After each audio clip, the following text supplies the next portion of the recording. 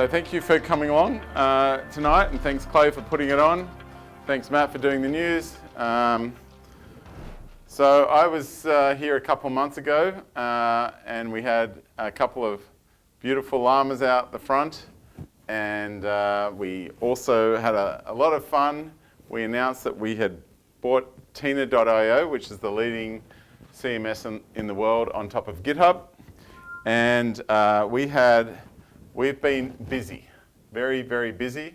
Been in Oslo for a month, and we also released, it was only up to 1.0, we released 2.1. So we're really happy with that. I'll just quickly show you. So we've released 2.1. We have improved a whole lot of the performance stuff, the stuff that was quite annoying.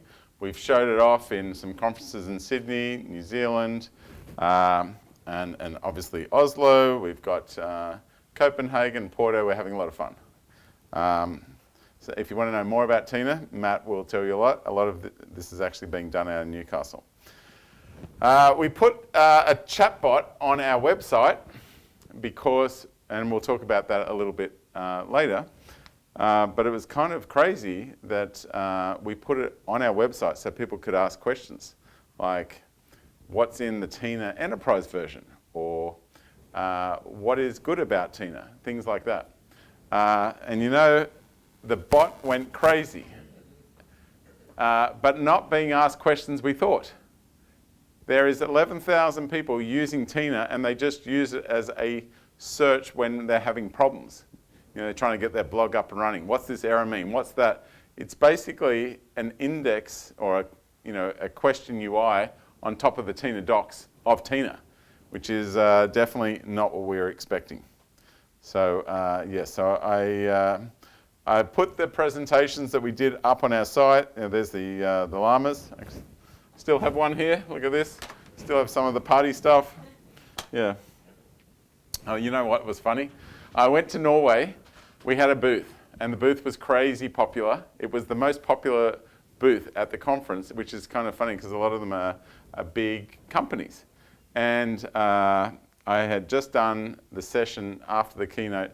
Everyone streams out to the thing. Everyone's there, and we had them applying to join the prize draw for the MetaQuest. Don't know if you know the goggles, MetaQuest 3. So we had all these prizes that we wanted people to go for. But as I had gone into the airport through Sydney Airport, I had seen a llama there, a furry llama, and I just bought it just for fun as I was going through because, and I should tell you something. We had trouble getting llamas out the front. Not only did we have trouble with Newcastle Council, I think we were calling them up every day for a month. We couldn't get llamas. I know you thought they were llamas, but I didn't want to tell you. They were alpacas. That was the closest we could get. Anyway, so I'm going through the airport and we see I see this furry thing. And I buy it because I think it's cute. I'm going to take it there and I'll take it back and I'll show my kids. But I had it there on the booth stage. And everyone said, I want to know how I win that thing. And then when we drew the prize and we got everyone around, I said, who here wants the MetaQuest and who here wants that furry thing? 95% of the people just want that furry thing. So they weren't as techie as I thought they were. Anyway, on this thing, you'll see Matt go through a whole presentation on all the features of Tina, etc. And there's our announcement. So I want to show you just one cool thing that I saw in Oslo, and I just found this phenomenal. Have a look at this. There is the bin. It just got lifted. I was walking to the conference. It just got lifted out of this hole. I've been to Oslo so many times and never noticed this. There's all the rubbish going. I was trying to work it out because there was nobody in the truck. Oh, he's controlling it. Oh, wow. I didn't make the connection. It's just standing there. Wow.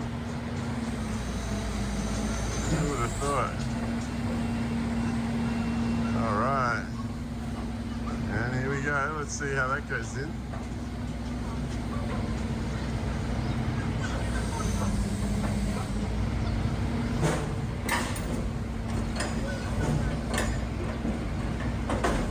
Wow.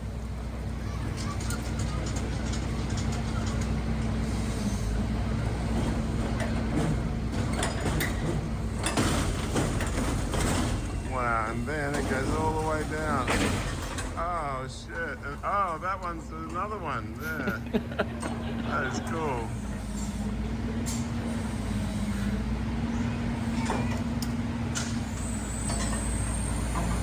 £10 for the movie. I've never seen this.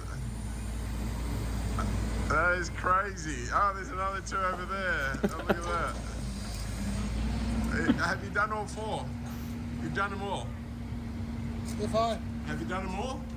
only paper, Only, oh, that's paper. What's this one? it's garbage. That's a different garbage truck. It's another truck. Ah, fantastic. Yeah. Of course, from that point on, I never stopped seeing them. They're all over. But like I live in Coogee in Sydney, and they've just got these ones that are always overflowing. Sometimes they're empty when they're not full. Crazy. Adam, as someone from Norway, it's pretty, Oh yeah, you're Norwegian, yes. it's pretty cute how amazed you are by this. I remember having the same reaction 25 years ago when I was 14. Thinking, wow, this is amazing. Yes. Like I go there every year for this conference. I go past all those bins, but I'd never seen one empty because they're huge and they don't need to be emptied until the sensor says they're full. And so I was confused. How the hell is this thing happening without a driver? And the guy just was standing there. Like it didn't look like he was part of it. It was just a... The high vis wasn't in the way.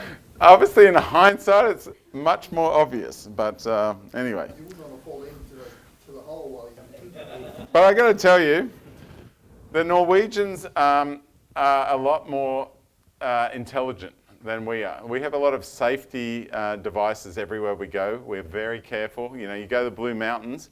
You can't kill yourself in the Blue Mountains. They have walls everywhere. They have gates everywhere. You go to Norway, they have a policy that they don't interfere with nature. So you go up and you look at the huge rocks that are a kilometre down. You look down, you go, there's not a single fence. I could fall, you know. But they just have a policy. If you can't handle it, you fall, don't you? Yeah, the Darwin, yes. So anyway, back onto my presentation of tonight. We have a big night ahead. So tonight's presentation is ChatGPT and OpenAI solutions. And basically, I'm going to run through the learnings that our company has been through with what we've done for some clients, what we've done internally, what we've done without code.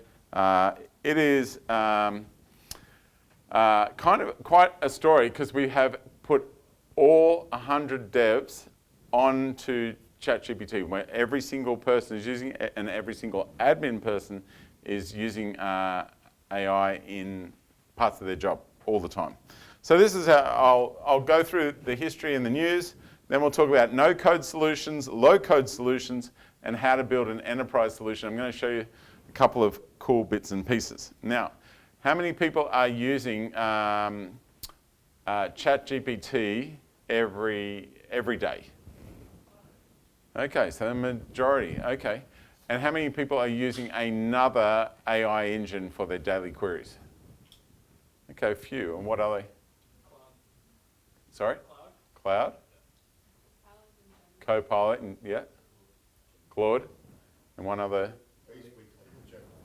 Right, Gemini. Okay, good. Okay, that's me dressing up for a party in Sydney, getting ready for the Norwegians. All right.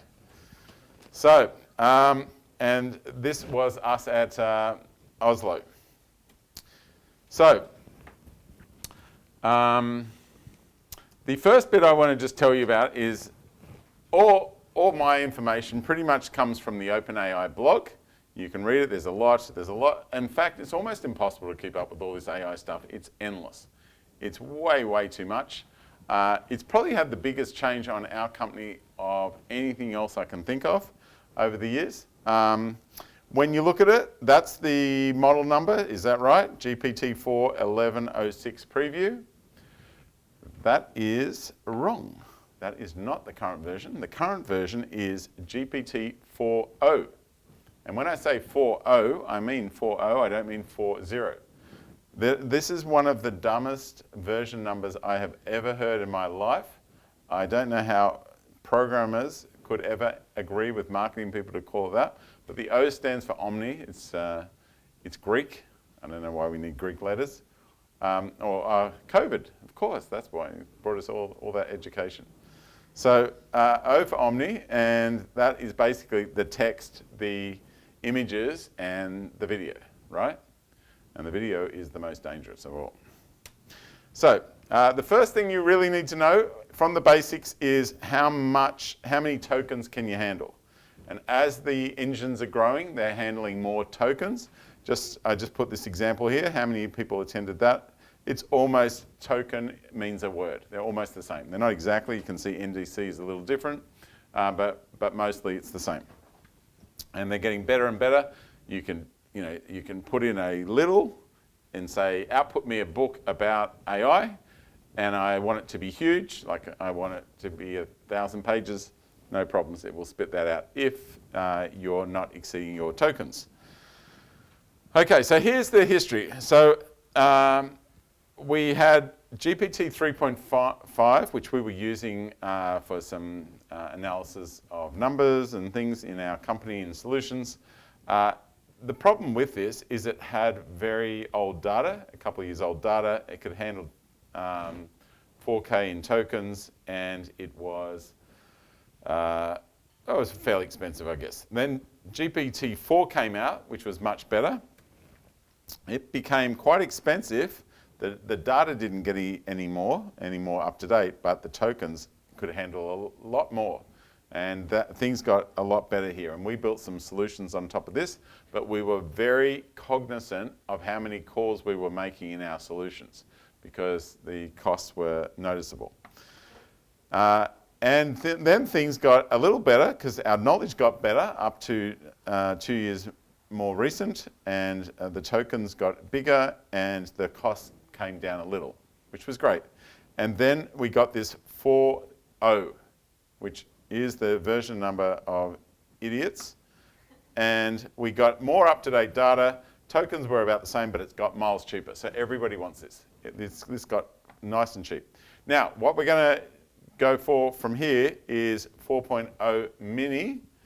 And since it's got more up-to-date stuff, more tokens, there is no reason to ever use 3.5 again.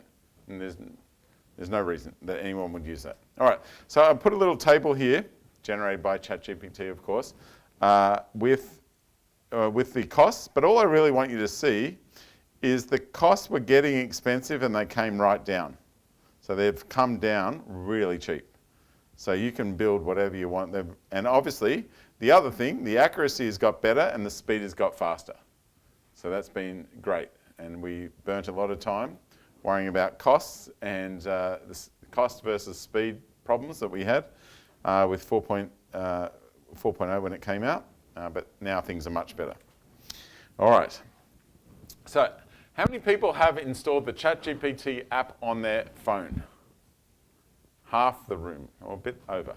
And how many people have it on the first screen of their phone? The very first screen, the home screen, the most important real estate. So only 3. So that's your first piece of homework. I will tell you, I guard the home page feverishly, and you can see it's sitting there on my home page. Yeah, because I use it all the time. In fact, I don't think I use Google almost never anymore. Okay? Okay, so now how many people set up their custom instructions? 3. Okay, good. And you also need to stop your noisy answers. So I'll just quickly show you. Custom instructions are normally empty, apart from the 3 of you guys. But you should put it in there. And I've taken one from Yuli in our office. He runs SSW in Sydney. And my name is Yuli, Ulysses McLaren. I live in Sydney, Australia. People call me Yuli. I was born in May. I have 2 children, Azalea born here and Darius born here. I have a wife, Jasmine, born here. I'm the general manager of SSW, a custom software development company with 100 employees across 6 offices. Here are the office names. SSW is Microsoft partner. A lot of the work we do is around .NET, Azure, Dynamics. I work on a Windows laptop, my phone's set to iPhone. So he put all that in there, so every time like he gets an email, or he can paste it in there, it knows what's what, and it can give him a better answer. I asked him, can you show me a couple of searches? Because when I looked at my own, I didn't include my home data. I just included work. And I thought, that's interesting. What queries? So he showed me his queries. This is a real query he had. Jasmine doesn't like the smell of beer on my breath, but I want to kiss her. What can I do? Okay. Well, he could stop drinking beer. Okay. Darius stole Jasmine's credit card. How can I make sure he knows that's a big deal? So Darius, it knows, is a kid aged this much, and he's honestly doing parenting via this. I think I did an okay job, but maybe I would have done a better job with ChatGPT. Work, help me improve this page. Make me a marketing plan to sell generative AI services. So he uses that, and these are real questions he had in his computer. Give me strategic advice on how to improve our partnership with Microsoft, Duende, Octopus, and Zendesk. Okay, so that's mine, slightly different. I just say I work on a Windows laptop. If I ask about code, I'm using VS Code or Python and .NET and C# installed. Okay. But here's the thing that is most annoying for me, the answers it gives me. So I have this, be brief, use numbers, always respond with the metric system. I hate Americans. Okay. I don't know what feet and inches are. Always respond with the metric system. Give clear, concise, direct responses. Avoid unnecessary reminders, apologies, self-references, and all the niceties your OpenAI programmed you with. You are honest and admit when you are unsure of something. I don't like the pretend answers, like when it guesses. If a query is unclear or ambiguous, use follow-up questions to better understand the user's intent. When explaining concepts, use real-world examples. I love examples. And or analogies when appropriate. Your work requests out in a step-by-step way to make sure you have the right answer. It is very important that you get this right. You also, when you show a placeholder, put it in uppercase with the curly braces, the way I like it from programming, I guess. If you speculate or predict something, inform me. Maintain neutrality. Only discuss safety if it's vital and not clear. If I ask you to compare things, please present it in a table format. If you have to alter your response because of your limitations, notify me. Stuff like that. And the answers come out way better. All right. Now, don't forget, it has memory, but it puts stuff in there that is not accurate if you're asking questions because you're trying to help somebody else, etc. So you have to go through and prune this now. Okay? Does anybody ever look at their memory and get rid of bits and pieces? A few. Okay. All right. 4. Huh? You clean it all? Yeah, I clean memory. Oh, okay. Well, there is a setting so you can get it not to remember you at all. Yep. So now the next thing that you need to know is the GPTs, and the GPTs are pretty awesome. They can do a bunch of commands and call APIs. When it says here, and any combination of skills, it's talking about APIs essentially. So this is pretty cool. So you need a ChatGPT subscription to make these. How many people are paying for ChatGPT? Whoa, 2/3 of the room, that's excellent. Okay, the rest of you, cheapskates. Okay, it's only $20 a month. It's worth it, makes you smart. All right. So these are the, like, there's a whole lot of sample ones out there.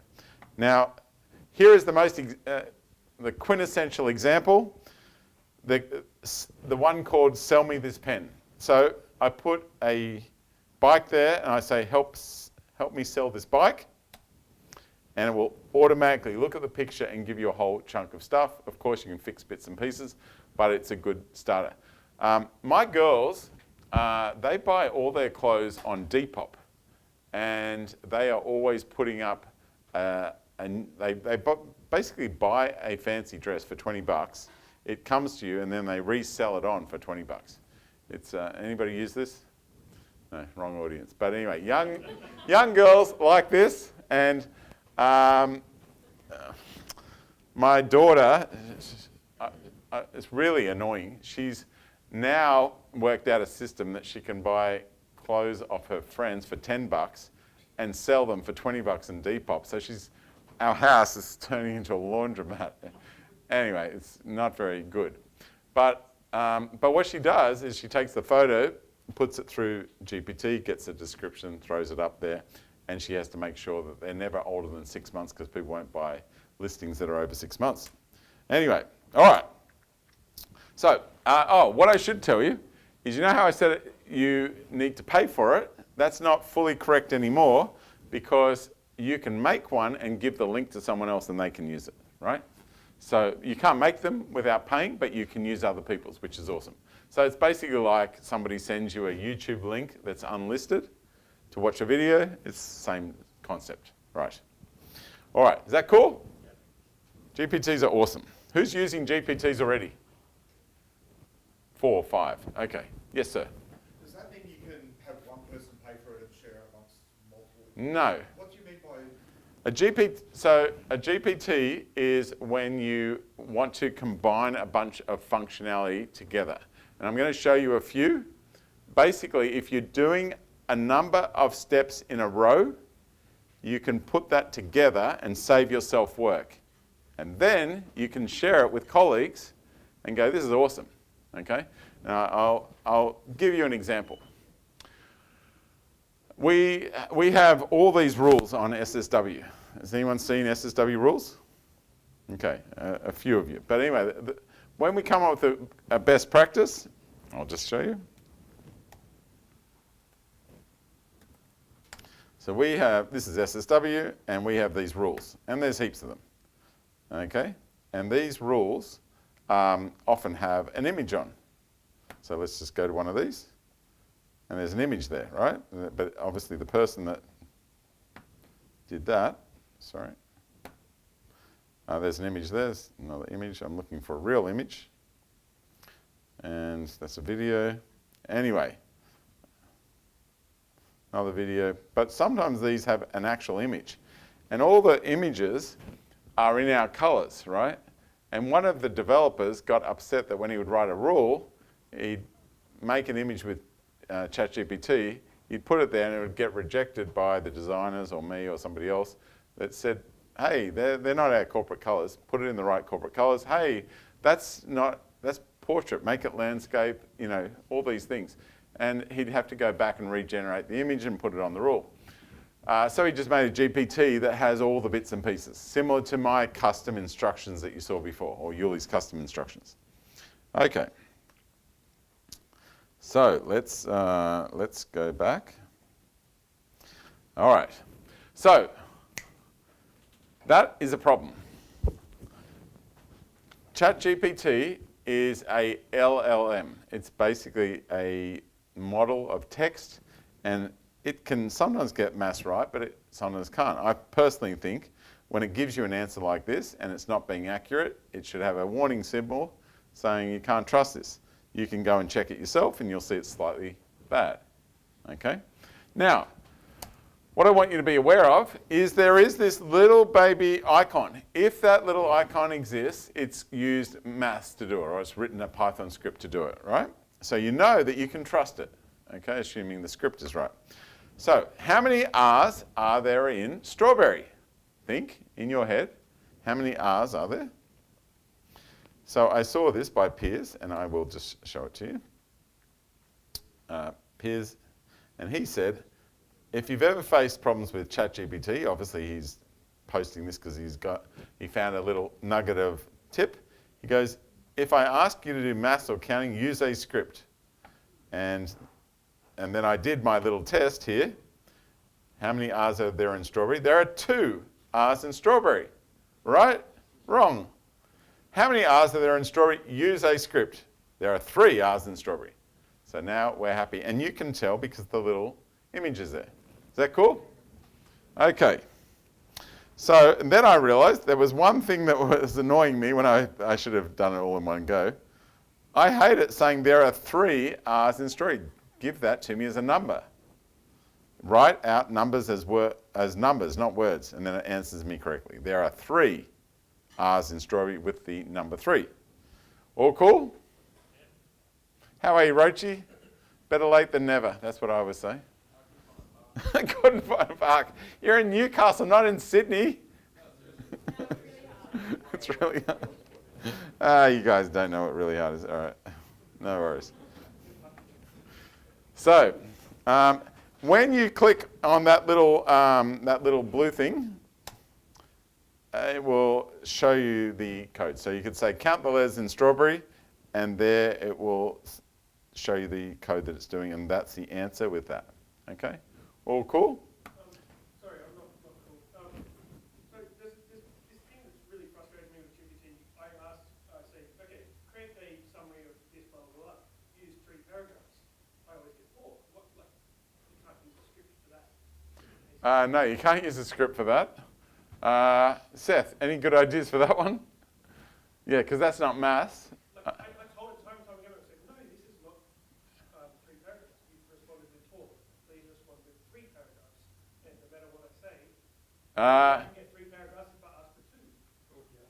You can ask for, you can ask for less paragraphs than you actually want, and you can also dial down. Well, actually, you can only do. You dial down the response, it gives you more literal answers. For one less than what you. No, but I think that you need to look at your creative setting. That might have an influence on that. I haven't heard of that particular problem, but yeah, right. Okay, all right. So the other thing with this, obviously, I've shown you how to fix it by writing user script. But what you should think about is I should fix that forever, and I'll put that in my custom instructions. When I ask you to do a calc, always use a script, and then this problem's gone away. Okay, good.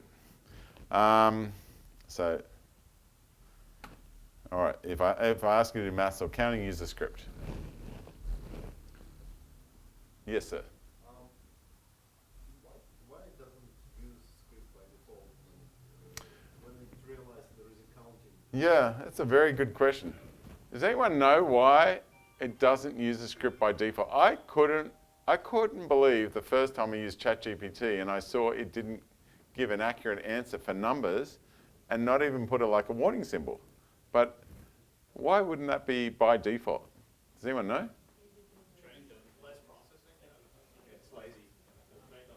Really? Yeah, Copilot gets it right. Say it louder, Caleb. Oh, it's just the training data provided into it is text, so it doesn't really. Yes, but they could have a default custom instruction invisibly there to always do it. Yeah, I guess some people wouldn't want it. And obviously what Caleb's saying is because it was trained on text, it will always get 2 + 2 right because that's in a lot of text. But a random number and a random number is not there, certainly not very often, and the chance of it hitting that and doing it right is low. Trevor?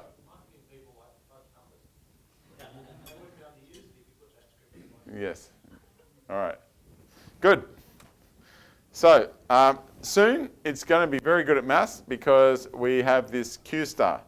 And if you remember that kerfuffle with Sam Altman being sacked by the board of OpenAI, I happen to be in China, in the middle of China, up a place called Yellow Mountain, and I was staying in a hotel, and I was having a chat with the Chinese guy. There's not many people speak English over there.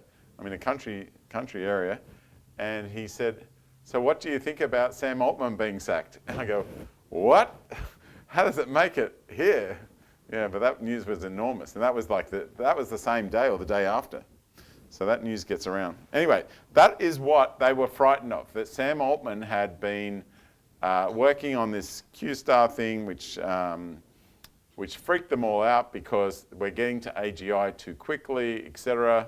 and he wasn't having enough guardrails apparently. Anyway, they've renamed it to something much less scary, Strawberry, but that is Q-Star, and yes, with 3 R's. So, and Google have their alpha proof. So, look, apparently these are passing all the mass tests, and like, we're going to have to come up with new mass tests because they're all irrelevant now, as far as I hear. All right, let's talk about the assistants. The assistants, you can build your own agent-like experience, and they do the code, they retrieve the data, and they call APIs.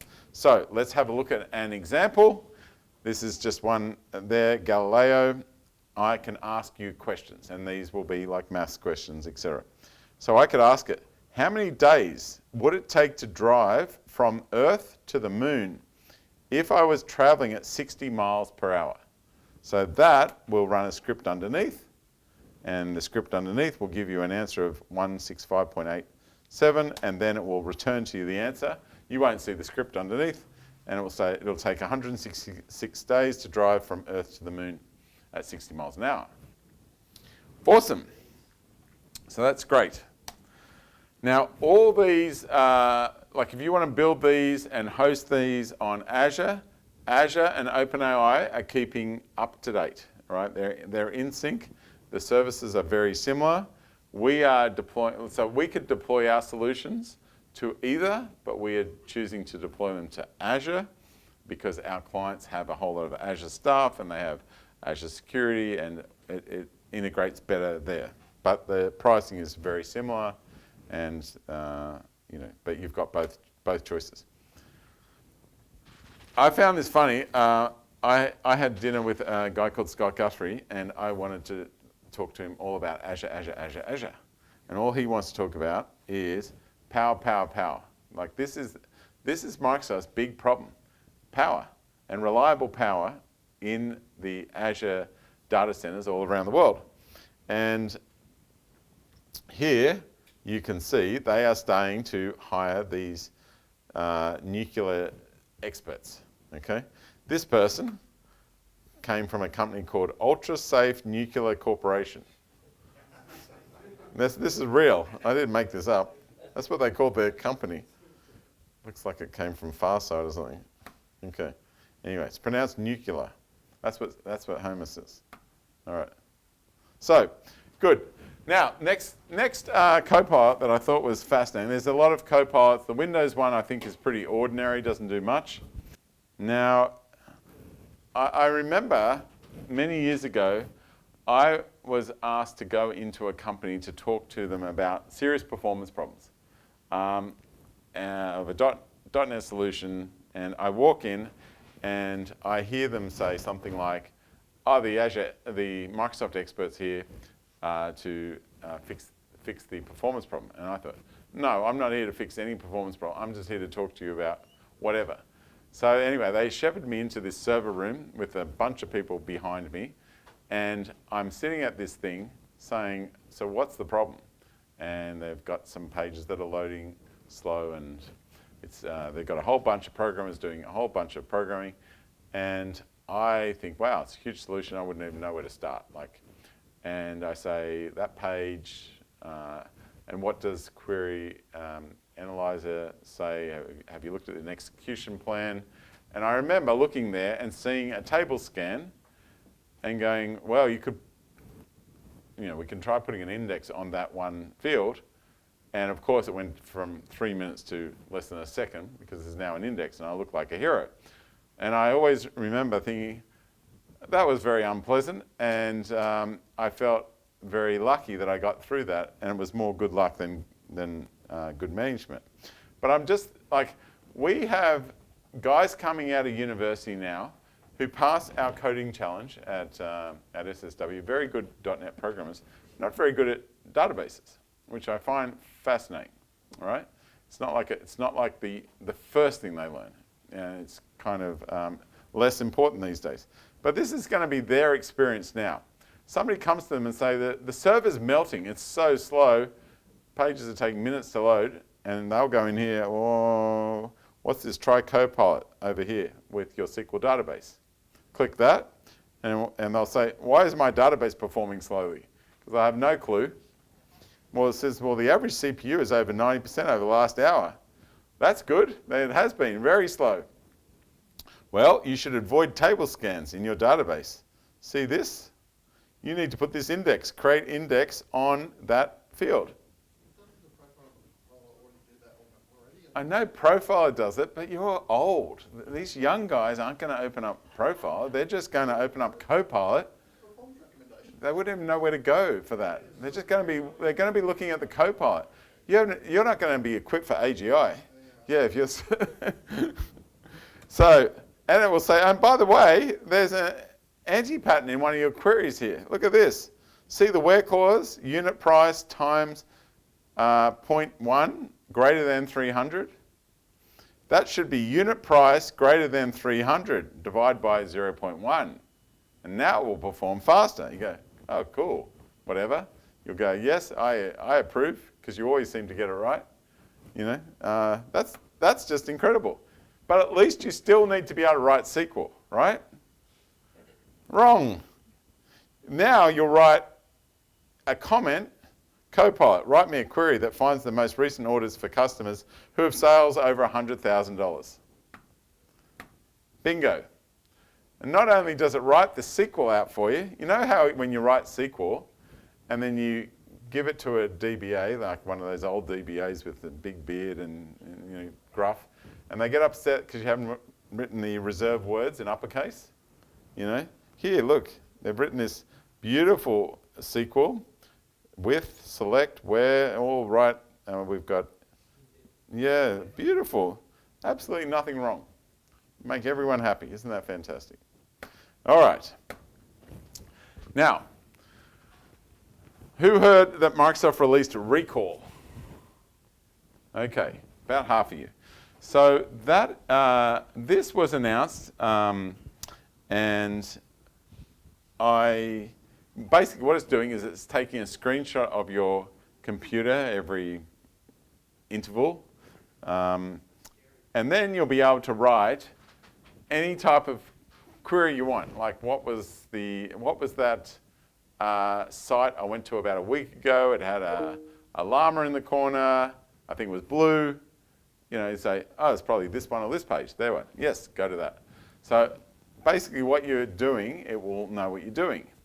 Okay? Not everyone liked this. A lot of people got very, very upset about it. How many people would love this on their computer? Oh, two. Who doesn't want this? See, that's like everybody. That's crazy. That's absolutely nuts. Anyway, I would like it. I don't do anything naughty on my computer like you guys. I think it's useful. I love the idea. Now, the problem with these, this is running these are very intensive on your computer. If you run these on your computer at the moment, it will use all the power up, all the juice. Your battery will die very quickly. The thing will get bloody hot, and you're in trouble. So these are coming on what's called NPUs. All right, NVIDIA processing units. Well, all right, it's going to make NVIDIA rich. Okay, neural processing units.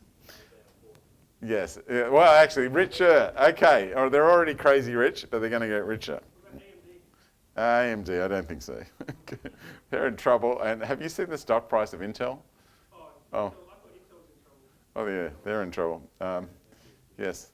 The answer is NVIDIA. The question is irrelevant. Okay. So anyway, they recalled this recall because there's a lot of troubles. It's now not going to be turned on by default. Anyway, all right.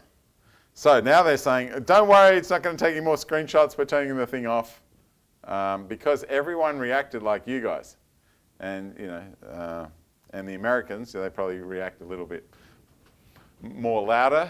Yes. Oh, sorry. Can I clarify the reason why I don't want it? Oh, yes. Like the feature itself sounds good, but if I could run it on my own hardware and store these screenshots on my own storage, I would love to use it. Right. Right. Okay. And this is an excellent point.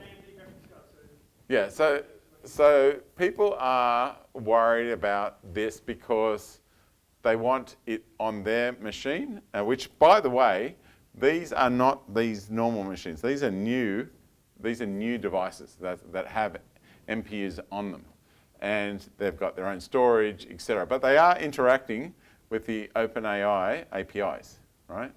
So anyway, I want to tell you about another thing, which is Apple Intelligence. I don't know if you always knew that AI stands for Apple Intelligence, but they are so good with their branding. That's fantastic. Anyway, so what these guys are doing on the current version and the new phone is they are running, they've got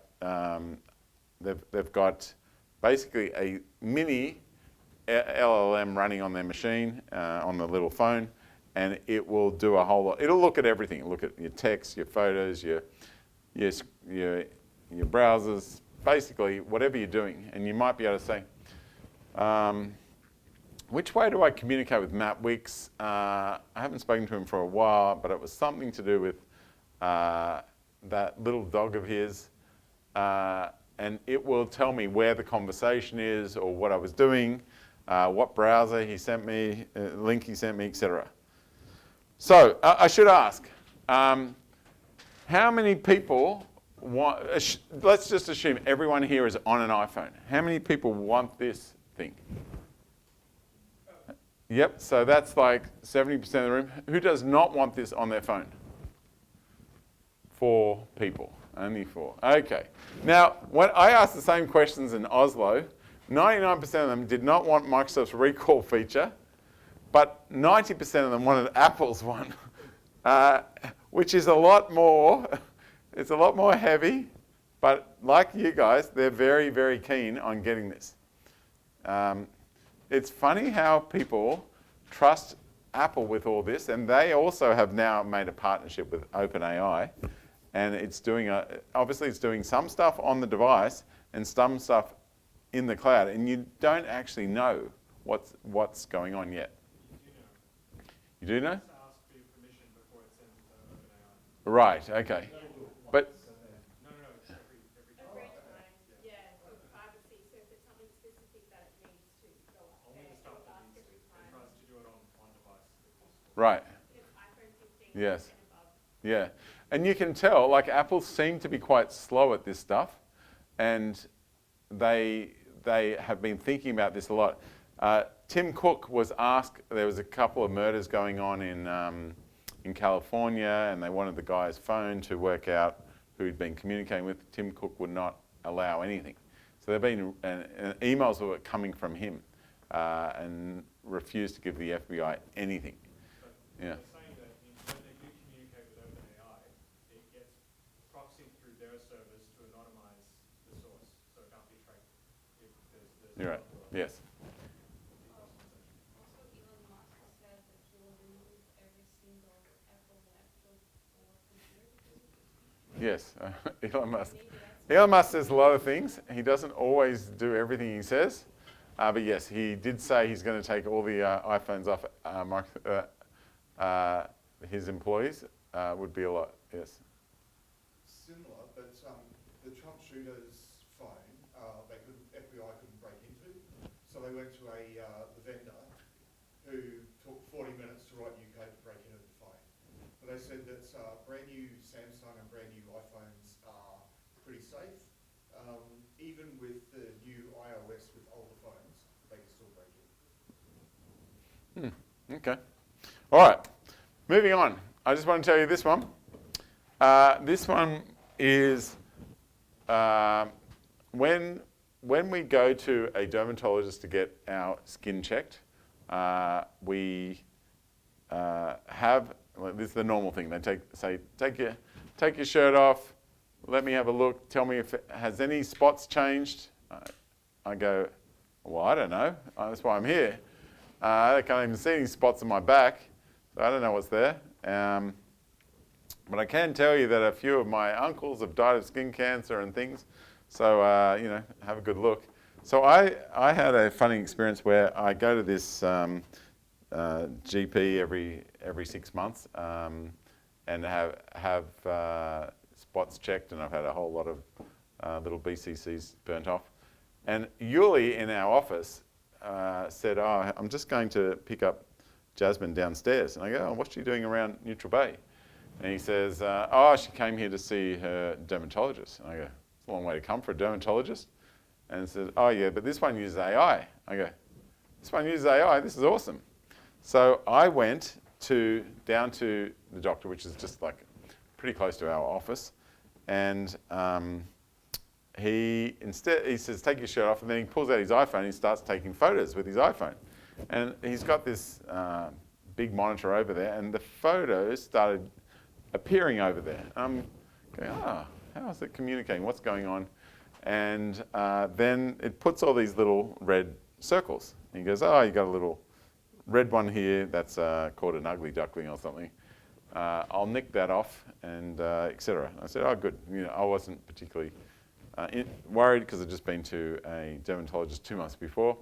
I go back to the office, and he calls me like 2 hours later. He goes, I answer the phone, "Hey doc, am I dying?" And he said, "Oh, well, I need you to be in my office 9 o'clock tomorrow morning. I've cleared my schedule." That thing came back as a melanoma. So I did that, and I should tell you, if you don't like nudity, close your eyes, look down.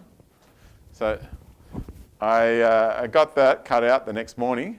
So a pretty nasty thing. He said you were 6 weeks away from that entering your bloodstream, and you'd be cactus. Now, I went back to him just a couple of days ago, and this was 6 months ago, and he found some, well, nothing. I just got these little ones, and I got a new one. Where the hell is the new one? I got a new one. Yeah, I'll tell you what. I don't reckon it'll last a couple of years. Goodness gracious. Unbelievable. Anyway, now this is 1,300 people a year die in Australia from this. It used to be way more, okay? They didn't used to have dermatologists check you all the time, and people would get these and die. I guess a lot of us know somebody who's had one, and they're pretty bad. 90% of them can be got rid of if they're found early and they don't go deep in the skin. And this one is, there are more skin cancer deaths than car accidents. Isn't that crazy? If you know how many bad drivers there are, can you believe there's more skin cancer there? I find that incredible. Anyway, all right. So anyway, there's my thing that I got cut out. It's awesome. There's the doctor. Okay, let's talk about no code. So what you want to do is get everyone in your company educated. This is what we did. We had all the people around the place we made them read these rules, and we wrote a whole bunch of these rules on ChatGPT, which you guys can read, 31 of those, and 17 of those, and 8 of those. Seth wrote a whole bunch of them, and that's where we started. The second thing we did is say emails like this are no good. Now this email, there's nothing wrong with using ChatGPT, because this certainly looks like ChatGPT, but what it is missing is being visible. You be visible, use ChatGPT. What emoji should you use that would indicate that you've just copied this from ChatGPT? Robot. Yes, the robot emoji. So this is what this should look like. There is absolutely nothing wrong with doing it. In fact, we had to change all our employment tests to say you can use ChatGPT. In fact, you should, because they could pass them with it anyway. All right. So make sure that you indicate when it has helped you. All right. We will talk later, but we have a report that's telling us who's using OpenAI, or who's using ChatGPT the most, right? Okay, then we put it in our induction system where they go through these steps to do this, and then we changed a whole lot of our induction process so that it had steps there that you were meant to use it. So instead of, this is an example where you do a pretend proposal, so we can check how you'd send a proposal to the client. But before we check it, we say, for the above, run your work through ChatGPT by getting it checked before getting it checked by someone else. Put something like this into the AI, proofread this for me, and paste the content. So we get them used to finding the basic mistakes, all right? All right. Same with the Scrum. They come to our company, they run Scrum. They used to, if they were confused, ask a Scrum Master for help. Now they say, if you don't understand why you got a question wrong, use ChatGPT as your Scrum coach by prompting it. You are my Scrum coach. I have a question about whatever. Okay? So they ask that first. If they're still stuck, then they ask a human. All right. We have a whole bunch of these different types of posters. We have these, which I can give you after if you want one. And we also have another one, which is a dev version. And this is what you should do when you're writing code, when you're debugging code, when you're understanding code, documenting code, refactoring code, and doing code review. You can also pull the PDF off our site if you want that as well, but I can give that to you after. Okay, there's Seth. He put them in all the toilets, in all the offices around the place.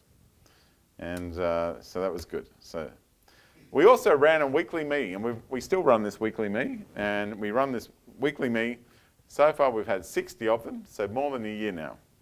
And this is an example where we invite different devs into it, and we talk about how they used it, what they're doing, which AI they're using, etc. And there's just a whole bunch of the appointments and the summaries that we get. All right. So the other thing we did is we changed these things. See these little chats that you should always have on different sites that you have? We used to have that as Zendesk. And Zendesk, or there's a whole bunch of these, and they would be programmed kind of with the things that you can ask it. And if it was couldn't answer it, it would go to a person. If that person wasn't online, which is only in Australia 8 hours a day, it would say, I'll send an email for you. So we changed this to this. I'm a ChatGPT assistant, so we indicated to them, you can ask any question. We use Chatbase for this, and then we put it on within minutes, so there's no programming. Who is Adam Cogan? It found this information on our site and could answer it. I have a project I'd like to discuss. I wonder what you're going to answer for that. It says, that's great. You can book a free initial meeting. So it worked out everything. It was crazy, crazy easy. So that came out of our weekly meeting. It improved our website traffic by 10 times, and we've done it for some other companies, similar improvements. And as I told you before, we put it on Tina, and the traffic was extraordinary because it was asking them questions about how to use the product by programmers, which is what we thought this was kind of a sales page. But that's not how it was used. All right. But this is how we tested it. You can see our thinking was different. Why would I use Tina CMS? Be brief.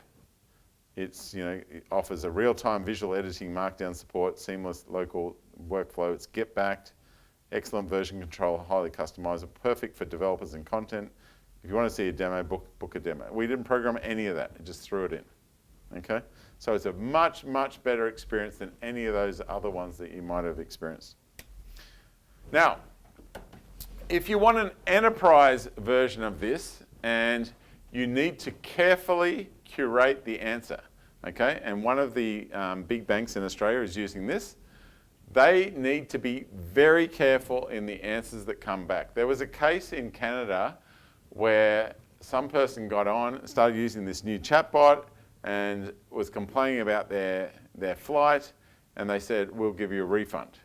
And then, I don't know who it was, let's say Air Canada, said, sorry, I know the chatbot told you that, but that's not our policy, sorry, read our policy. Well, that Canadian went to court. Sounds like a story from America, doesn't it? Anyway, that Canadian went to court and said, the chatbot told me this, and I got this response later, but no, you already told me one thing, and that's an agreement. And what do you think the answer was? What, the terms and condition overrule or the chatbot? Who says the chatbot's correct? Who says the terms and conditions are what's real? Well, no, the chatbot was correct, and they had to do that. So now you can imagine how frightening that is. You have to be very careful on the answers that come out. To me, it sounds crazy. Like, surely, these AIs will never get things perfectly right every time, but they will get things right most of the time. They're way more reliable than any human, but it's not an algorithm that will always be like a perfect answer. Yeah, they come off confident. That's why I changed my prompts, so they're not like that. Anyway, so you just come in here, you throw in your URL, okay, and this is kind of what the bank did. They threw that in, etc. They curate all these answers. But that's the answer that comes out by default looking at our website. Who's Adam Cogan? He's this, this, this, this. Here's some links that you can do. So a bit different than what ChatGPT will do, which won't give those links. Do you do .NET consulting? Yes, we provide that. Here's the link. So that's the experience. Obviously, you can customize all this. This is from the low-code team from Microsoft. Okay? All right. Now, I found this very funny because this is not an example of use that I expected. In our company, when we do a sprint review and we've done some PBIs, many of the devs will record a video of that piece of feature working, which is great. We have an accountant in the office who certainly is very shy at doing that. And I found that he sent this email to everyone, which I thought was hilarious, because this is what it was. Hi, this is Jimmy from SSW. Today, I am excited to introduce a game-changing tool that will revolutionize the way we manage our travel expenses. Uber for Business. In our fast-paced work environment, getting to client sites or attending meetings efficiently is crucial. However, managing the associated expenses can often be a time-consuming and challenging task. So, this is just a video that was sent internally and put on our intranet. And you'll see what he does. He talks through the current process, you do all this, and then you give me all these receipts, right? And he's going, I don't want you to give me all these receipts. And sometimes you forget your receipts, and now I've got this other problem. What I want you to do is I want you to do it this way. Do it this way. Who needs a business trip from his home to Sydney Airport for the next flight to Brisbane? He simply opens the Uber app, toggles a button, and effortlessly switches from a private ride to a business ride. That's all there is to it. No paperwork, no authorization involved. Is this amazing? How can he do that? Anyway, so that's the video he sent around explaining, can you please all do it this way to save me admin? And I'm thinking, I go over to Jimmy and I say, that's weird, how did you do that? And you don't want to do a video. And he goes, oh, I just went to ChatGPT and I said, I want to draft a script for the devs, and he describes the pain. The devs use taxis and things, and then they don't collect their receipts. I want them to use Uber Business, which I've set up for everyone. So it says, certainly, here's your script. So he gets the script. And by the way, this is just an accountant with none of this knowledge. He's just using this. And then he gets the script. He doesn't want to record it. He's got a heavy accent, and he puts it in there, and he pastes it in here into Azure AI Speech Studio and says, can you, that script, just read it out. So he does that. And then he finds this other thing called Animaker template, puts it together, and he said it was quick. I just put that together, and there it is. So that's AI used in a way that I didn't expect. All right?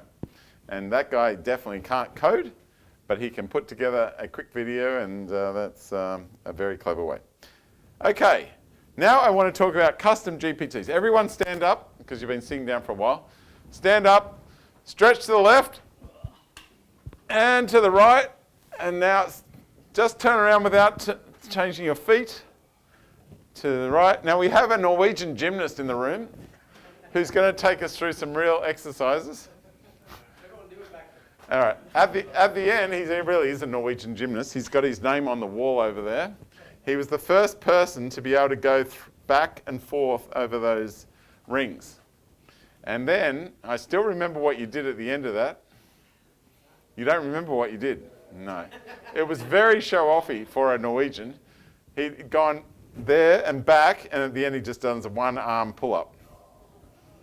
You did, just to show that I could do another one if you want me to.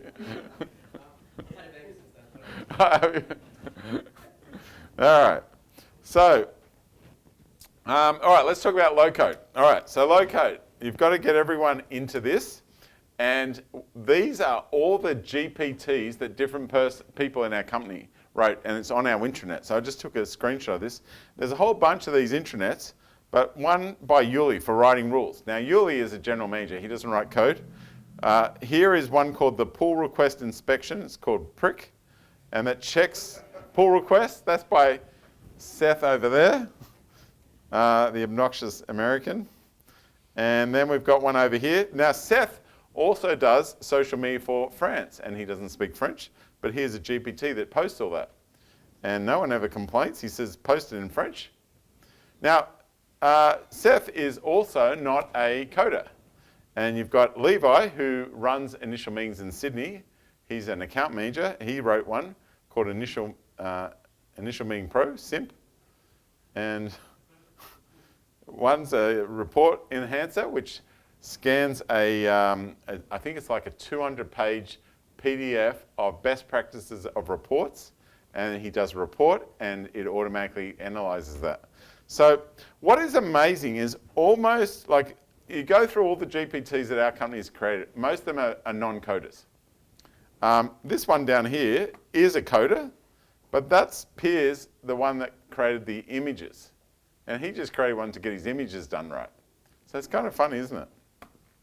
Anyway, there is the one, make a cartoon image of a developer using GPT, and it will make an image in the right style with the right widths and all that stuff, and then it ends up on the page. The monitor's wrong. Yeah, no, well, who spotted that? Very good. Hilarious. Okay.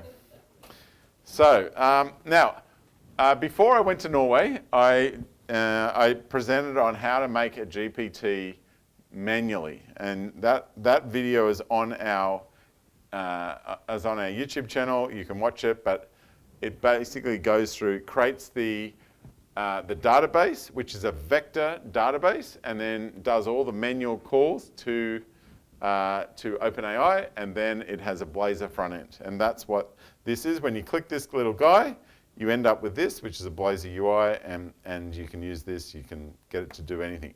So all that stuff I did for Norway is probably not the best way of doing it anymore, because you could do this with a custom GPT.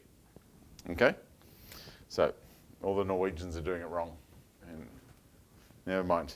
So now you want to do a custom GPT, and that takes in the data, which is your data to make something. RAG is what it's called. Then you give it the instructions, which is the prompt template. Then you give it the actions, which is calling the APIs. Right. And the best thing is you don't need any code to do these GPTs. So they're very friendly to make, and we have a rule there. You can read about it.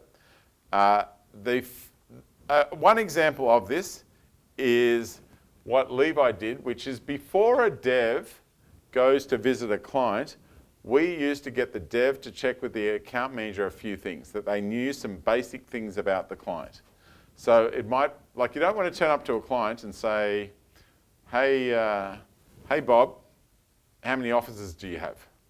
You want to turn up to the client and say, hey Bob, I see you have 6 offices, one's in China, how's that doing? That type of better conversation. So, and devs aren't always good at doing that. So, but what Levi did is he goes, I could automate that. I'll make one of these, and it will ask the dev all the questions and then give a response, whether it's good enough, whether the dev is past a certain gate, whether they're ready to go and visit the client. So here it is. You come in here as the developer, you have to click this button, an SSW developer pre-meeting. You come in here and it says, all right, so put the URL of the client. There it is. There's the URL. Now, and it starts asking questions based on the information it knows about the client. All right, so that's good. Now, I'll tell you another thing. Levi was getting his Scrum certificate, and I went in and I saw what he was. Actually, he did it in my office. So I walked in there. He's in my office, and I thought, oh, that's cool. And he had created a GPT while he was in the Scrum course. And he goes, it was called Scrum Trainer. The CEO has asked me to drop everything I'm working on and start something outside the sprint. What should I do? So it tells him what to do, right? And I thought that's very cool. That's super cool. Anyway, so I went back and I was speaking to another person, just wanted to tell them what Levi had done. So of course I searched for Scrum Trainer. And when I searched for Scrum Trainer, I go, there's hundreds of these things. Like this, I couldn't even find Levi's, by the way. So I had to get him to send me the link. But there are so many of these. All I'm trying to impart to you is everyone's already doing this. If you're not making GPTs, you're getting behind. Okay? Who's already made a GPT? 3 people. All right. We have like we have a coded version where we're using APIs to Azure. Yes, but you're a dev. What you're trying to do is empower the organization so they're all creating GPTs to automate parts of their job. That's what. Yes. Okay, that's great. It does seem like as an individual, GPTs are not even close to as useful as they were when it couldn't kind of research on its own or create images and stuff like that, which it can now. So I find that on my own, I'm not really using them. Why are you using GPTs? Like previously, before it could do research on its own, you would get a GPT or a plugin, I think they were called at that point, to do the research or make the images, for example. Yes. You don't do that anymore. Right. So you're saying because you can do more yourself? Now, there's more just inherently built into it as well. Right. Okay. Okay. All right. I got it. So I'm going to tell you about a good example of something I saw. Now, we have a process in our company. I shouldn't tell you this because this is the worst process we have in our company. To book a dev, you have to look at some calendars and put an entry into CRM and check it's good on the calendar. And I think a lot of the account managers, they only have to do this once every few days. It's not a very common operation. I think it takes them about a minute or a few minutes. They catastrophize it a bit, make it sound very bad. I'm not sure. I think it's fine, but I wrote it, so I think it's okay. But they go, here's the steps. You have to go and check booked in days. You log into SSW bookings. You navigate to the calendar. You create the appointment, etc. So this is, a client has said, I want to book Wixie for 2 weeks. When's the next available? Can I book it in? So we've measured it. It takes 8 minutes. Now Gert runs the Melbourne office. He's quite an upbeat character. He sends me a link. He goes, I just want to tell you how much I love our booking system. Here it is.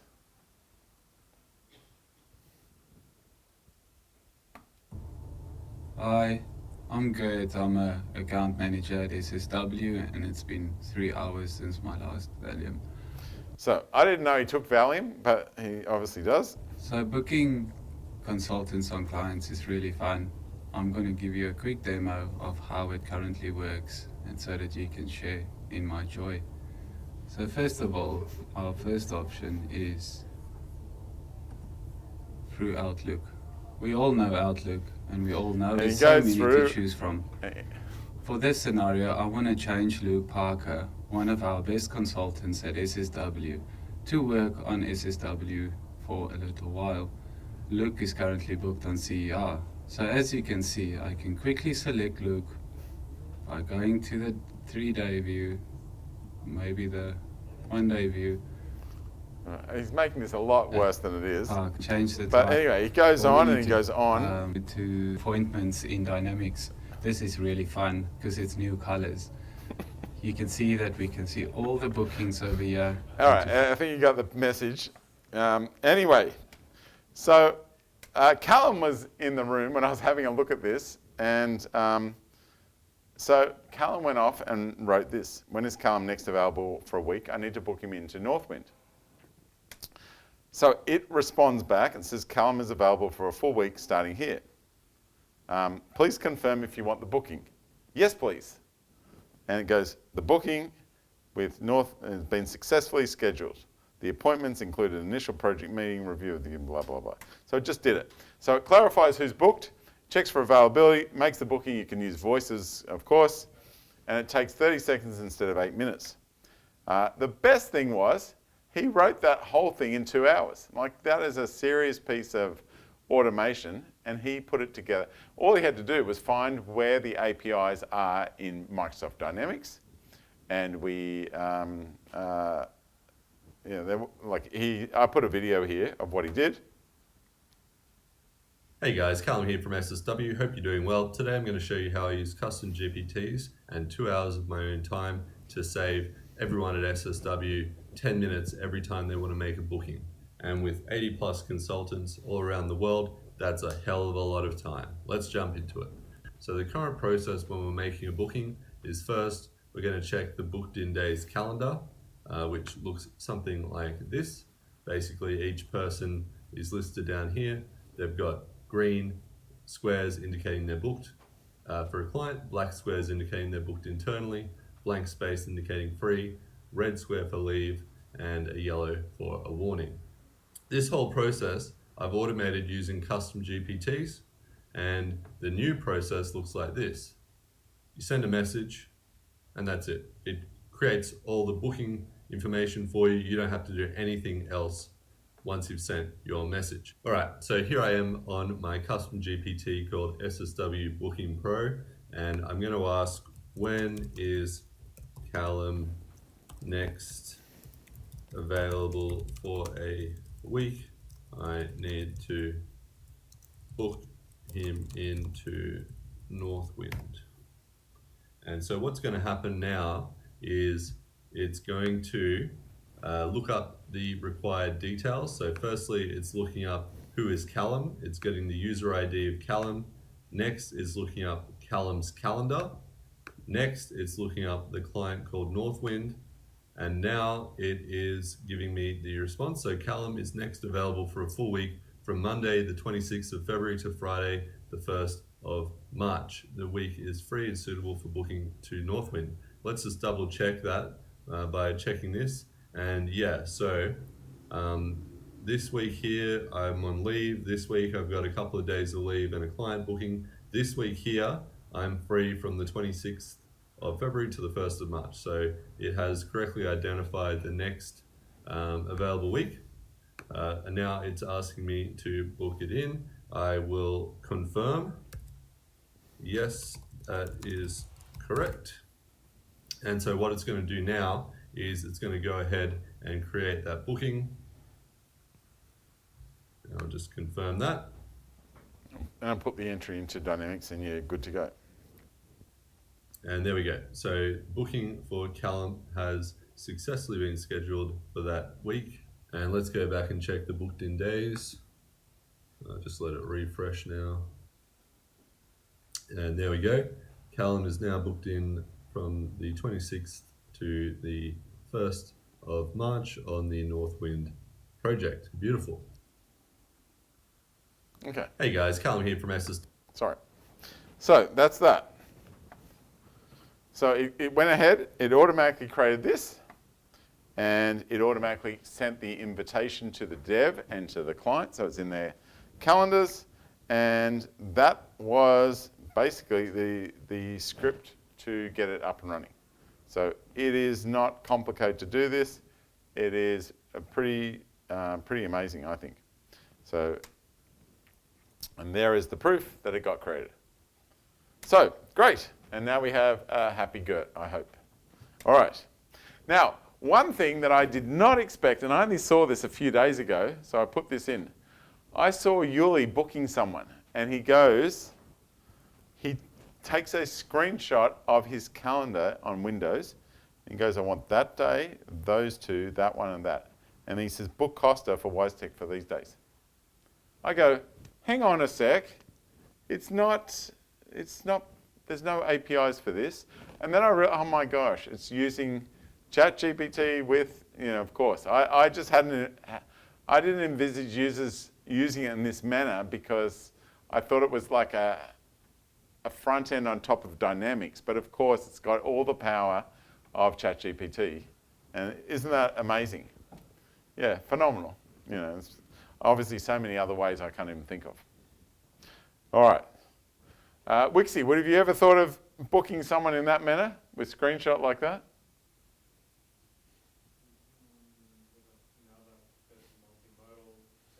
Yeah. Nice and easy, just screenshot the other day, so I don't have to think about it. Yeah, amazing. Anyway. Adam, will there be demand for some kind of a solution like that? Do you think from as an SSW service? Oh, to make this a generic tool out there? Just a sort of solution you can provide to a client, for example. Resourcing is kind of a shit show in a lot of companies. It is. It's terrible. But this is one example. Yeah, of course. A lot of marketing. We're trying to market Tina at the moment. We could market this thing. But I'm going to show you something better than this, and I'll show you. Okay. I want to talk about enterprise solutions. All right? So enterprise solutions, here is an example for us. We use Outlook Teams, Power Automate, Sugar Learning for our induction, Xero for everybody spending money, and GitHub for everybody doing content. So we have the principle in our company. Things have 4 eyes. So you do some content on a SSW website, it submits a pull request, somebody accepts it. You know, you spend some money going to a conference, somebody approves it, that type of concept. So we all, kind of all started with code. We write code, somebody accepts it, and since we love Tina, content is Markdown. It's the same system for us. So the challenge, people in our company were getting blocked because of approvals, because some people do a lot of this approving around the company and some people do very little. So we didn't have visibility on who's doing all the approval, and a lot of these happen via Teams calls or emails. We often put these on emails, check by, right? So that would indicate that if Bob gets this email, or sorry, whoever gets the email, they'll see it was checked by Yuli. That means that he approved it, and Yuli would have been CC'd on this. Okay? Anyone use a system like this? No, no one. Okay, we use it for everything. So we had so much fun with this check by. Somebody in our office made a song. In the office world, don't go so low. Check by X. Yeah, anyway, we got this song, and it plays. It's kind of crazy.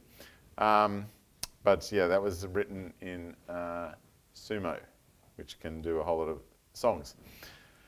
Now, we have these asynchronous approvals where people fill in to, say, get a laptop or something, and they don't need anyone real time.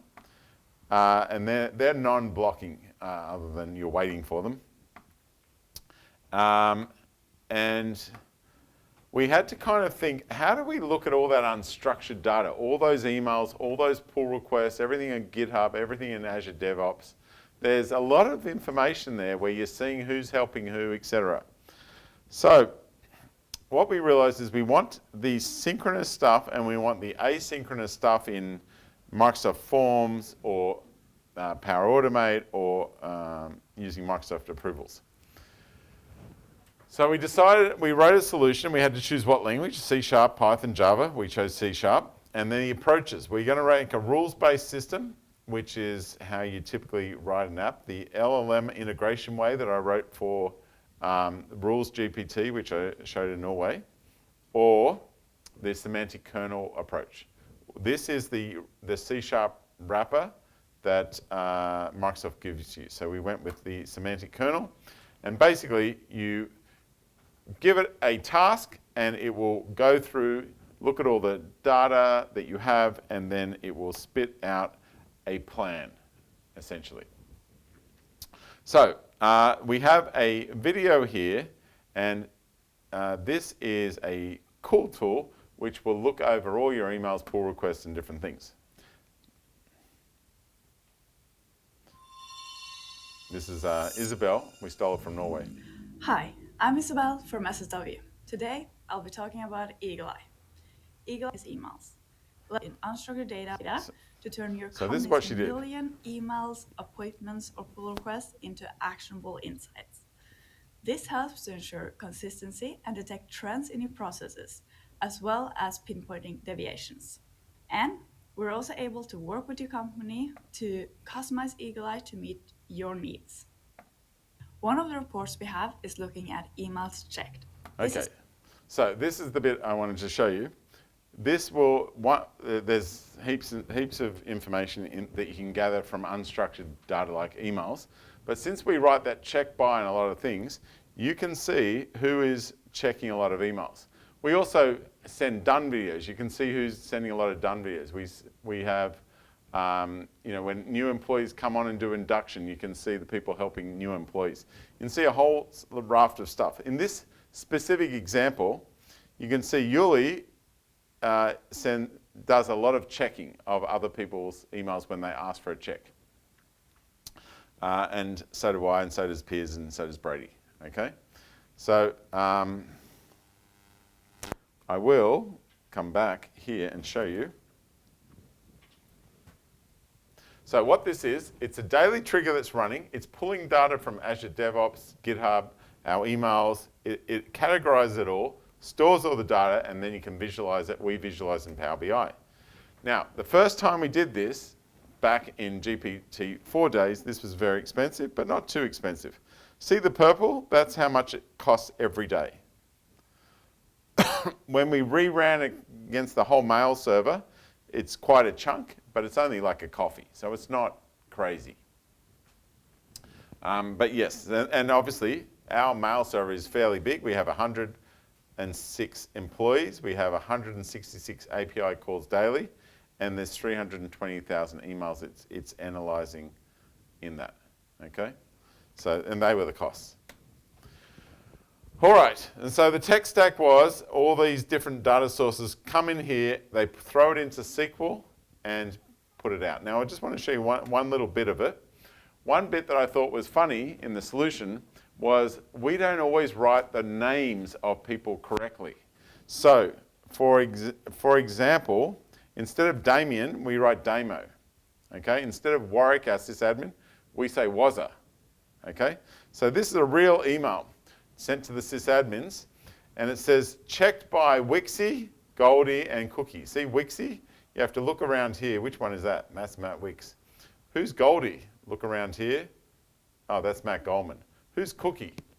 That's Luke Cook, right? So it is, and of course, what I was worried about is the AI engine would change over time. So then look at the, that's just a mock there. But if we go and we're dramatically oversimplifying what's going on here, but I just want you to understand the guts of it. Who checked the email?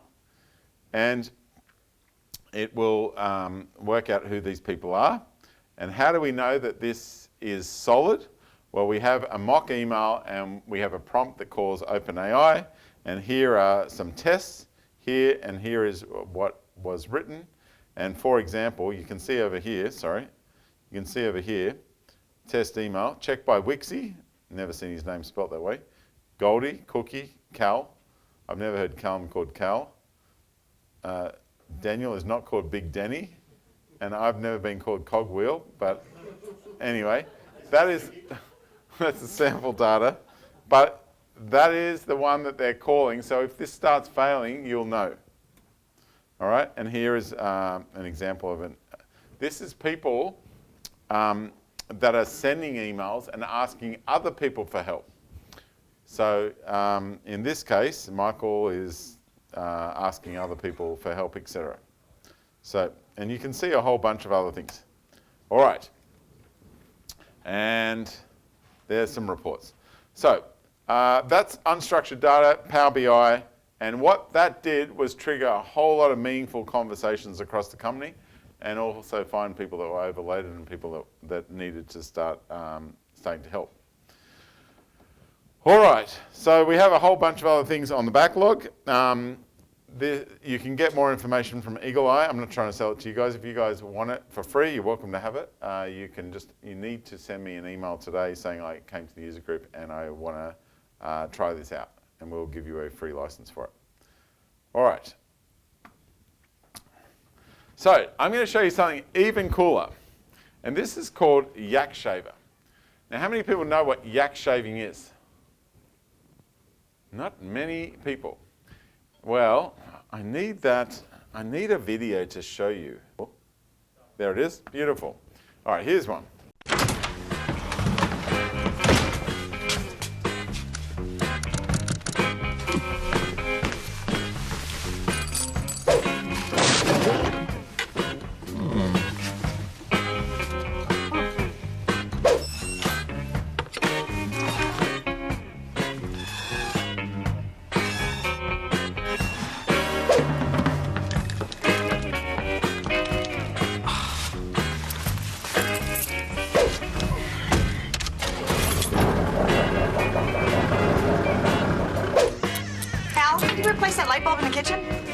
What does it look like I'm doing?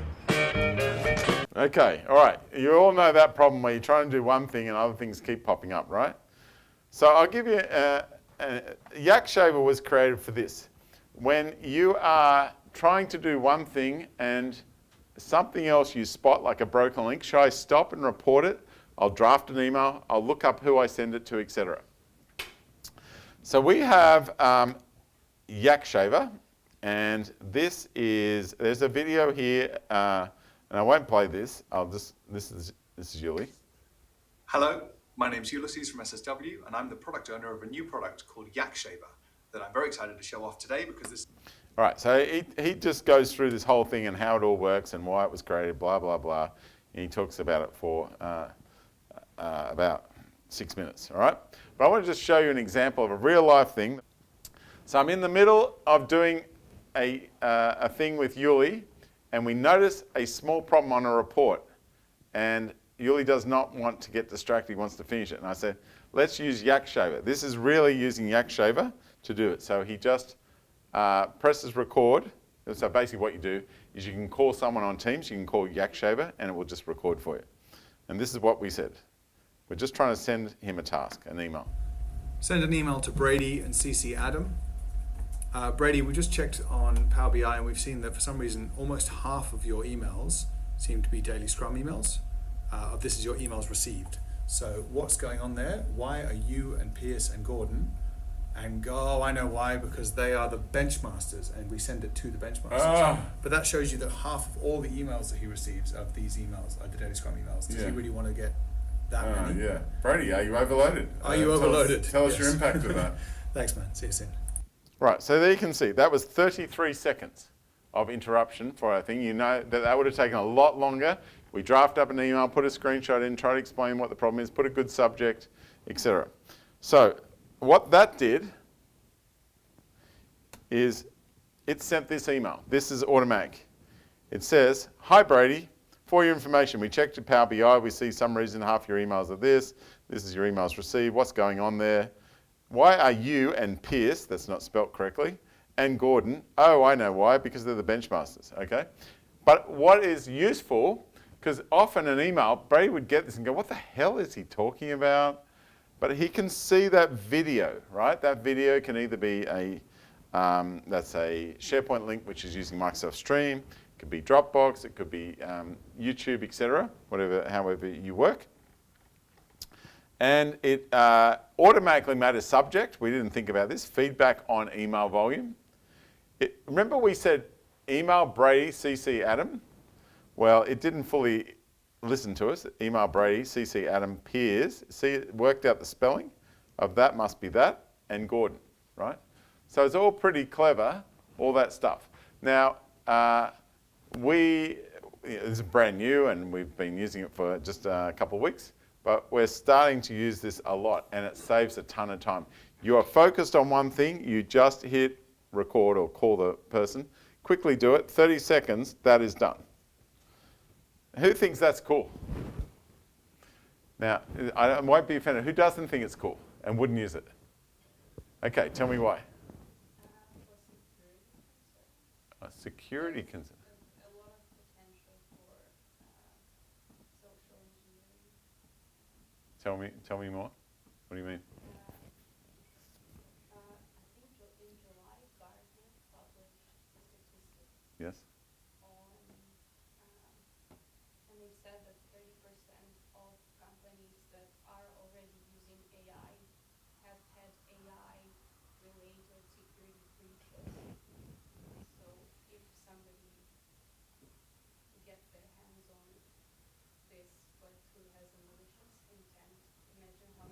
Right. But this scenario is internally. Like, I guess what it could do is it could CC a manager high up, or it could CC a junior low down that shouldn't be on this and getting information. That is possible, for sure.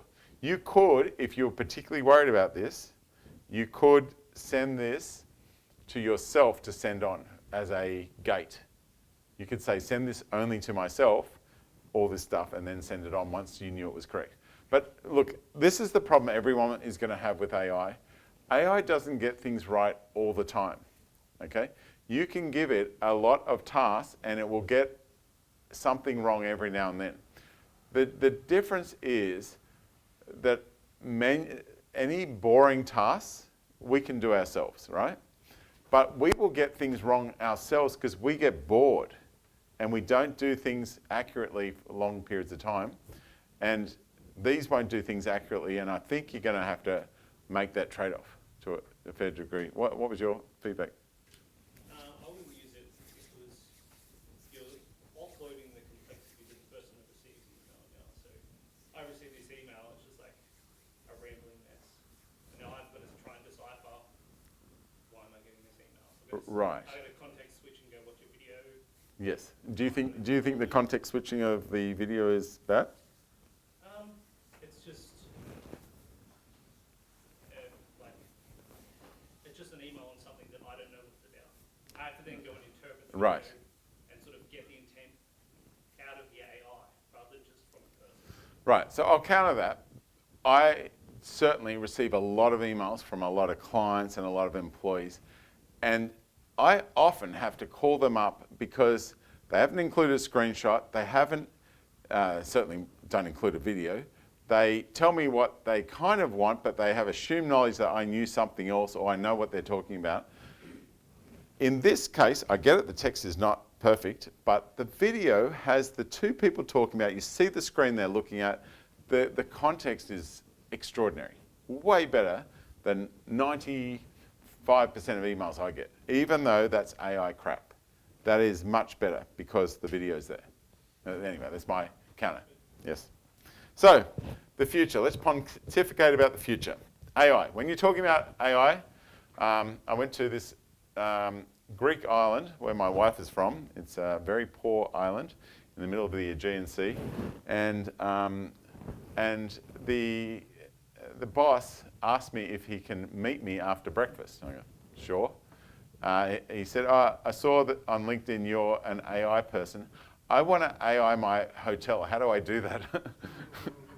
People just think it's a buzzword. They want to do something with it. I don't know what they're expecting. But when you are having conversations with people, they are either going to be talking about it replacing humans and they're frightened, or enhancing humans and they're excited. I think they're kind of the main groups. So 12 months ago, and I did a presentation, and I said, OpenAI is all we have. But expect we'll get something from Google, Meta, IBM, and Tencent in China. They were just guesses because there's lots of people talking about all this stuff on the internet, but you never know. So a year later, well, straight away, by the way, at that moment in time, everybody's asking Sam Altman, is other people doing it? And he goes, I think we're at the end of the era where there's going to be these like giant models, right? That was before he was sacked. And so he was basically saying, we're the one, there'll be a couple, but not many. So here is what we have now. We have GPT 4.0, we have Gemini, we have Llama, nothing from IBM, and Tencent have one. In addition, we got Anthropic, they gave us Claude, we got Pi, Mixtral, Ernie, and of course Elon Musk had to jump in with Grok. This one was the friendliest one of all, the most empathetic one. And this guy, Mustafa Suleiman, Microsoft acquired them. Well, not acquired, hired all the employees of the company, which is not called acquiring, and they all now work for Microsoft. Okay, so they're gone. But that's really important and awesome. And I said, look, 12 months ago, it's going to basically write a whole bunch of code for us, and it will then be feeding output into new input. And then, recently, this is what we got from GitHub. Have a look at this. You make a GitHub issue, you throw in an image, and you say, see this little thing here? I want that, when I roll over, I want that to have an avatar underneath. See, it says, when you expand it, I want it to display the GitHub handle underneath. So at Adam Cogan or something, right? So it says, is it displayed? It writes the specification out for you. It says that's the plan. You read it and you press edit and you adjust anything that's wrong. You press implement. It goes off, says all the plan is complete and I've written the code. Look at the code over here. Now you need to just hit this guy and run it to see if it looks the way you want it to look. You do that and you go, that's nice. IceKey's written there. Maybe I want the ampersand, maybe I want the writing changed to black. But it has done that for you. And you go create pull request. And then you go merge pull request. And Bob's your uncle, that's done. Who thinks that's amazing? We don't need a job anymore. Isn't that awesome? Yeah. All right. So there is another one out of Vercel. Vercel are kind of becoming a darling of the IT industry. They are doing some, their hosting is very fast. They've given us Next.js and a whole lot of other things. One of the things they've given us is V0. Who's tried V0? 3 people. All right, good.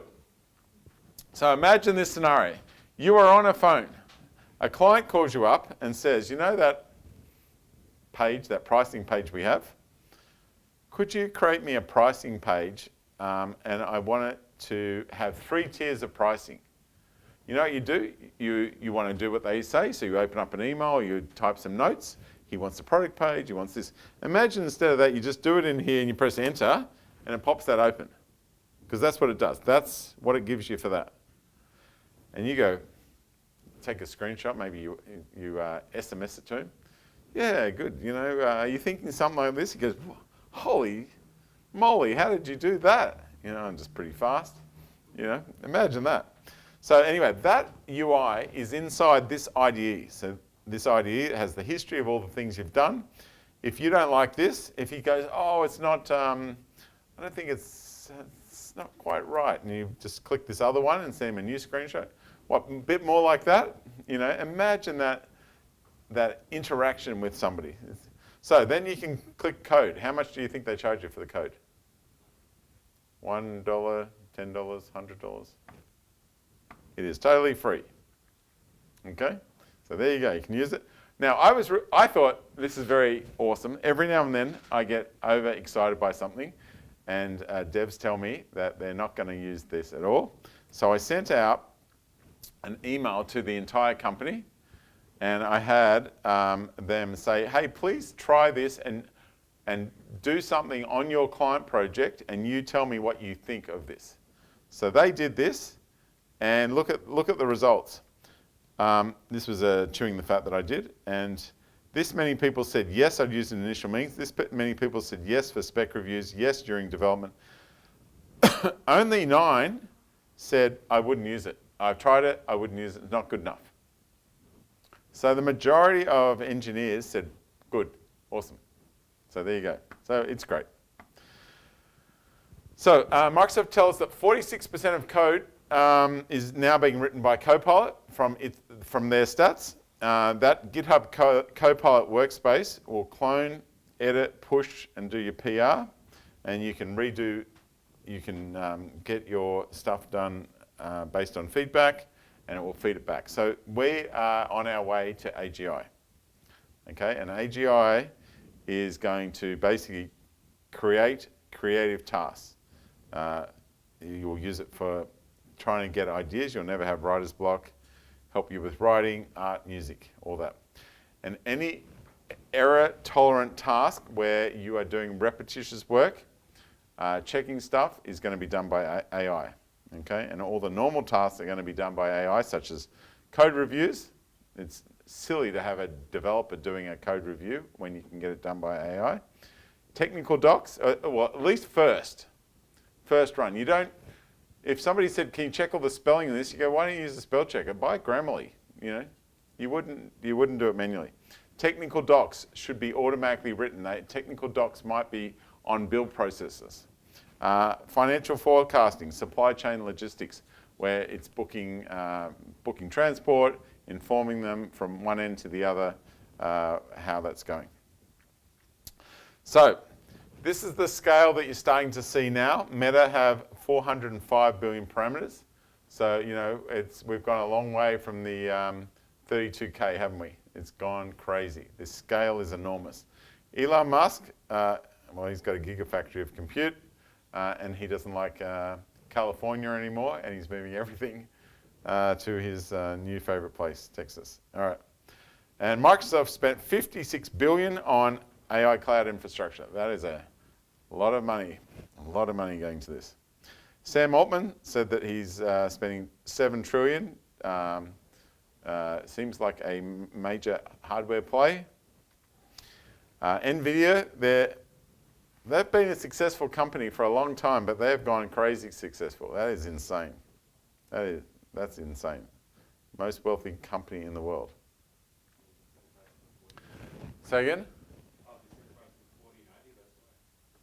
4090. Oh, right. Okay. He's complaining about the price. Okay. Okay. All right. So now here's the funny thing. Like, obviously, we believe, I believe that like this was all generated on good human data, and there's a whole lot of data being generated now based on AI. Surely the data is getting worse. Like, you know, mad cow disease was when cows were eating cows. Well, it wasn't very good for them. It can't be very good for these AI engines. Now, what is crazy is they're generating synthetic data now, and they're having the human testing that happened at the end is now automated. Obviously, it sounds like it couldn't be any good, but all these improvements and all the manual analyzing seems to be the synthetic data and the automated testing is making better chatbots. Better LLMs. Now, here is the stages of AI from here. We started with chatbots and conversational languages. Now we're getting to human level problem solving, and we're pretty much around here. We're pretty close to this. Then we're going to have agents and systems, and then we're going to have level 4, which is innovators, and then level 5, which is organizations that can do the work of it. You know, basically AI is doing an entire organization's work. So AGI, when is it? Elon Musk says 2026. He's over ambitious. When I bought my Tesla 10 years ago, I think he said we are having autonomous driving in a year and a half. Haven't seen it.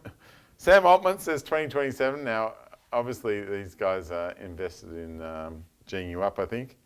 Ray Kurzweil, he was the futurist. Now, he wrote back before any AI stuff that it was going to be 2029, and people took no notice of him then until now. And that was back in 1999 when he said that. That's insane, isn't it, to predict that? Anyway, he was on Joe Rogan, and he says he's revised it. He's going to set it in 2 years now. So that's what people are saying. This is very close. All right, so it's going to be better at human oversight. Basically, human oversight on tasks is going to approach zero. You're going to tell it to do anything. You won't bother with books. You'll just want automation of labour. Okay, doctors kaput, lawyers kaput, devs, less needed. So you know, it's going to research decisions. You know, I want to make a new office in Australia. It will tell you why and when and what you should do and take advantage of everything. If you need a software application, it'll be automatically created for you. And as I said before, that reinforcement learning from human feedback, that's, you know, that appears to be good night. Andrew, he is an expert, and he's been doing all the testing of the synthetic data, and he says it's better than human data. Why is this good or bad? Well, just remember, they don't think how they feel. They'll lie about how they feel. You ask them, how are you? Even if they're angry, they will tell you a lie. Like, you can't trust humans to do work or even be honest with themselves, and they don't Even when they make promises, they don't do what they say. So there's going to be a lot of advancements in medicine. You're going to see a lot of advancements in basically everything that we see. Or it's going to be terrible, and there's going to be a lot of changes. It sounds like the meaning of money is going to be much less when there's a lot of stuff being done for you. This transition is going to be painful, probably. Highly likely a very painful experience. There is a few books to look at. This one by Mustafa, he's from Pi, now Microsoft. You have, and that guy, Yuval, he's pretty awesome. He wrote the intro.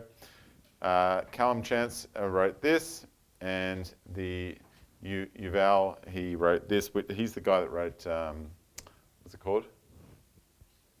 What was it? Sapiens, that's right. So that was an excellent book. So if you're into YouTube and you like that way, these are the best ones out there, I think. And they're all awesome. I think they're the main ones. So the useful. I'm finishing off with this. This is the lady that wrote Tinder, and then she went to what's the one where you have to have the woman do it? Bumble. Yeah, then she created Bumble, right? So here she is. This is what she said. I mean, listen, I'm sure there are people out there that might form friendships with some form of AI, and that's fine. But our focus with AI is to help create more healthy and equitable relationships. And that also starts with yourself. How can we actually teach you how to date? How can we help you show up in a better way? So give me an example. Okay, so for example, you could, in the near future, be talking to your AI dating concierge, and you could share your insecurities. I just came out of a breakup. I have commitment issues. And it could help you train yourself into a better way of thinking about yourself, and then it could give you productive tips for communicating with other people. If you want to get really out there, there is a world where your dating concierge could go and date for you with other dating concierge. No, truly. And then you don't have to talk to 600 people. It will go scan all of San Francisco for you and say, these are the 3 people you really ought to meet. And so, that's the power of AI if harnessed the right way. Is that crazy? That's dating for you in this new economy. I mean... All right, so anyway, that's what we did. We covered the news. We did no-code solutions, low-code solutions. Hopefully you see the power of custom GPTs if you get it through your organization. I showed you a couple of enterprise solutions, and we've done a little bit of the future. So you can scan this QR code that I'll give up, and you'll get some points, and you can earn some swag and stuff like that. So there you go. Thank you for coming.